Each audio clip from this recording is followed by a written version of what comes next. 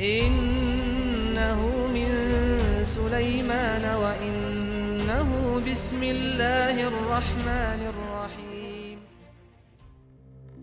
Assalamualaikum warahmatullahi wabarakatuh. Sahabat Andika, sebelum manusia ada bangsa Nisnas telah hidup berdampingan bersama bangsa jin.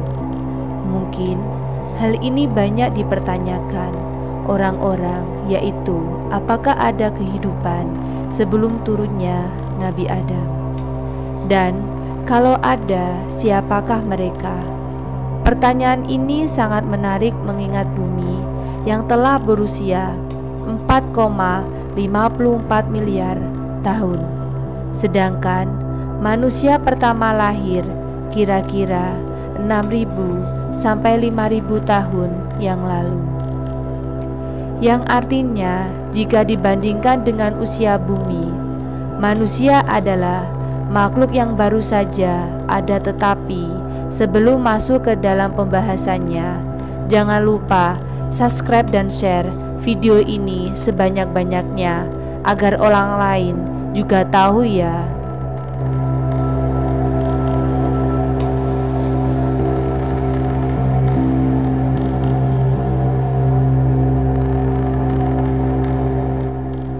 Mereka telah berkuasa di bumi jauh sebelum Nabi Adam diciptakan.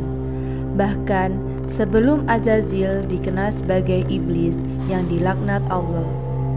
Suatu ketika Azazil diutus ke bumi memimpin pasukan malaikat untuk menghancurkan bangsa-bangsa perusak. Saat itu Azazil dikenal sebagai makhluk yang paling alim dan bertakwa di antara semua makhluk kecuali para malaikat. Nah, tapi siapakah yang dimaksud bangsa perusak tersebut yang akan dihancurkan oleh Azazil?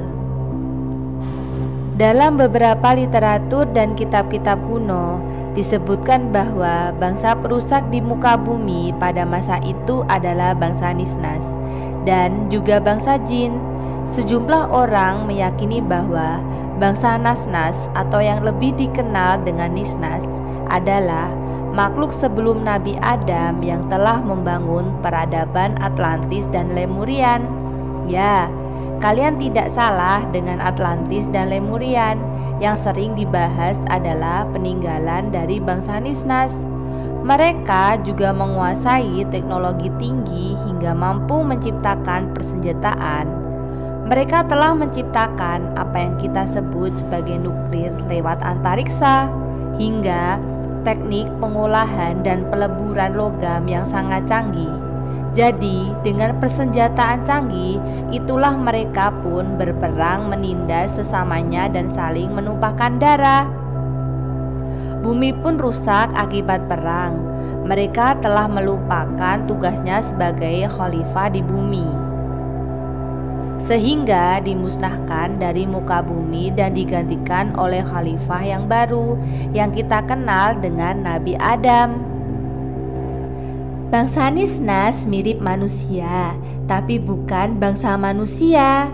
Mereka hidup layaknya manusia. Mereka makan, minum, menikah, dan juga memiliki keturunan. Mereka juga berperadaban, memiliki kerajaan, mendirikan kota, membangun jembatan, membuat mesin-mesin canggih, dan berperang antar sesamanya. Salah satu kelebihan mereka yang luar biasa adalah kemampuan telepati. Teknologi mereka sangat maju, bahkan melebihi dari teknologi kita pada saat ini. Dan mereka telah membangun kota-kota yang sangat megah dengan segala teknologi canggih dan tata kota yang sempurna. Bangsa Nisnas ini mempunyai postur yang jauh lebih tinggi dari manusia saat ini. Kuil-kuil dan bangunan yang dibangun oleh mereka begitu besar dan megah. Ras mereka ada yang sangat mirip dengan manusia, namun memiliki sayap. Ada pula yang berbadan manusia tetapi berkepala hewan, atau sebaliknya, yang intinya mereka ini diciptakan seperti layaknya manusia. tetapi memiliki beberapa organ yang mirip hewan, seperti kepala, kaki, ataupun sayapnya. Melihat kedatangan pasukan langit, makhluk-makhluk itu pun sangat panik. Mereka dimusnahkan bersama kesombongan mereka terhadap ilmu pengetahuan dan teknologi yang mereka miliki. Mereka dimusnahkan dari planet bumi untuk digantikan oleh khalifah yang baru, yakni Nabi Adam. Ilmu pengetahuan saat ini menyebut Nabi Adam dan semua keturunannya dengan istilah Homo sapiens. Beberapa catatan menyebutkan bahwa sebagian kecil di antara bangsa Nisnas ini berhasil menyelamatkan diri. Ada pula sebagian dari mereka yang lari ke bawah samudra, di palung-palung terdalam. Ada yang melarikan diri ke dalam rongga bumi dan membangun peradaban mereka kembali. Bangsa Nisnas dipercaya hidup jauh di utara bumi, yaitu dekat kutub utara. Salah satu tempat yang dipercaya menyisahkan peninggalan bangsa Nisnas adalah Spitsbergen. Di kota ini banyak terdapat peninggalan dari bangsa yang telah musnah ini, seperti lukisan-lukisan manusia bersayap ataupun makhluk setengah hewan lainnya. Melihat tanda-tanda itu, muncullah sebuah teori bahwa pada zaman tersebut makhluk-makhluk setengah hewan ini memang eksis di bumi. Tak heran, di berbagai penjuru dunia kita dapat menemukan berbagai artefak ataupun lukisan manusia setengah binatang. Orang-orang juga menghubungkannya dengan putri duyung, dengan sisa-sisa teknologi antariksa yang mereka miliki. Mereka menyebar ke planet-planet yang jauh membentuk koloni dan membangun peradaban mereka kembali. Sesekali mereka kembali berkunjung ke bumi dan manusia modern menyebut mereka dengan istilah aliens. Pesawat-pesawat antariksa mereka sangatlah misterius bagi manusia di bumi, sehingga disebutlah sebagai benda terbang tak dikenal atau lebih dikenal sebagai UFO. Berbagai artefak kuno mengisyaratkan bahwa mereka sudah kerap kembali mengunjungi berbagai peradaban kuno di masa lampau. Laporan UFO atau penampakan UFO bahkan berjumlah ratusan dari berbagai penjuru dunia sampai hari ini. Jadi, bisa saja aliens yang kita ketahui saat ini adalah mereka dari bangsa Nisnas yang tersisa. Tetapi meskipun begitu, belum ada bukti pasti tentang hal ini. Atau mungkin saja ada tetapi sengaja ditutupi. Ada juga teori yang mengatakan ketika bangsa Nisnas dihancurkan, mereka itu terbagi menjadi dua. Satu, koloni pergi keluar angkasa, sedangkan satunya lagi pergi ke dalam samudra. Yang pergi keluar angkasa sekarang kita kenal sebagai aliens, sedangkan yang pergi ke dalam laut dikenal sebagai putri duyung. Lalu kemana perginya kota-kota megah mereka yang katanya teknologinya sangat canggih?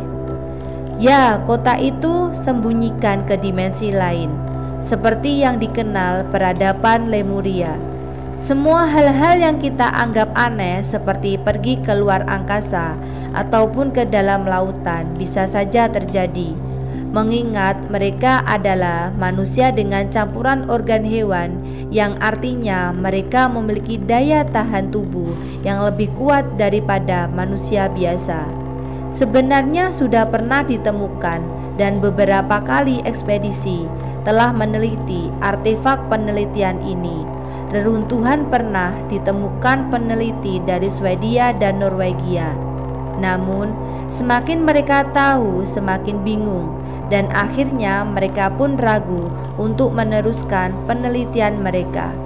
Terlalu banyak hal yang berbenturan dengan keyakinan, karena semua yang mereka teliti dapat mengacaukan keyakinan dan teori yang ada.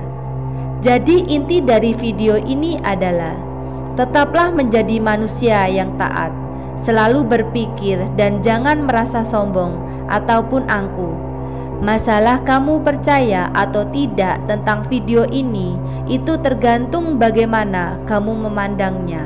Tetapi yang terpenting, kita sebagai sesama manusia harus saling menjaga dan menjauhi pertikaian.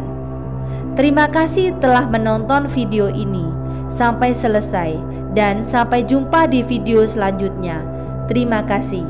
Wassalamualaikum warahmatullahi wabarakatuh.